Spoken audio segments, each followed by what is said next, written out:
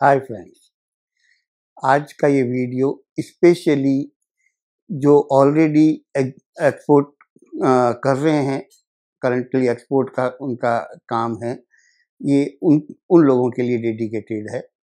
जब भी हम एक्सपोर्ट करते हैं तो सरकार की तरफ से कुछ कंपनसेशन या इंसेंटिव्स मिलता है।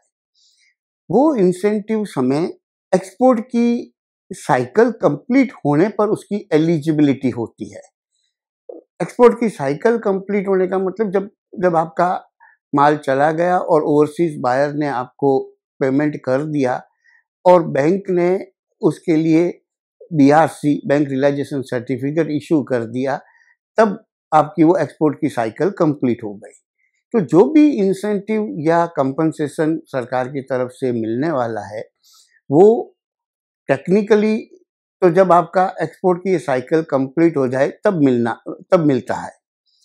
पर सरकार की तरफ से ये आप लोगों को ये सहायता दी गई है कि जैसे उसमें से एक एलिमेंट है ड्यूटी ड्रॉबैक।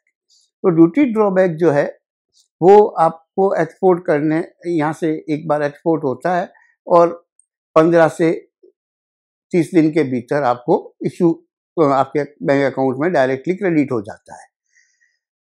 पर उसके साथ में आपको एक कंप्लाइंस करनी होती है कि विद इन 9 मंथ्स बैंक से जो इशू हुई है बैंक रियलाइजेशन सर्टिफिकेट बीआरसी, वो उस रेस्पेक्टिव कस्टम लोकेशन पे या कस्टम पोर्ट पे आपको वो बीआरसी सबमिट करनी चाहिए। जो कि हम लोगों ने देखा है कि कई केसेस में वो पेंडिंग हो जाती है और उसके लिए डिपार्टमेंट को कंटिन्यूस उसके लिए फॉलोअप करना होता है। सिमिलरली जब ये बीआरसी इशू होती है तो उसके अंदर कई बार ओवरसीज बैंक के चार्जेस कट जाते हैं। तो जो चार्जेस कटे हैं उसके ऊपर भी प्रोपोर्शनेट जो ड्यूटी ड्रॉबैक बना है वो भी उसका भी रीपेमेंट करना होता है। From the date of scroll से लेकर और उसकी आज की डेट तक का उसके ऊपर जो भी इंटरेस्ट बनता है अलॉन्ग विथ इंटरेस्ट उसको रीपेमेंट करना चाहिए। क्योंकि जब तक आप बीआरसी सबमिट नहीं करते हो तब तक डिपार्टमेंट यही मानेगा कि आपका ये पूरा ही पेमेंट नहीं आया है। तो इसलिए ये एक सलाह भी है, हमारी गुजारिश भी है कि जैसे ही बीआरसी आती है आप तुरंत उसको रेस्पेक्टिव कस्टम लोकेशन पे कस्टम पोर्ट के ऊपर उसको जमा कराएं। इसमें हर तरह से अच्छा ही है क्योंकि कई बार हमने देखा है कि इसकी जस्ट एक मॉनिटरिंग नहीं हो पा रही है अभी।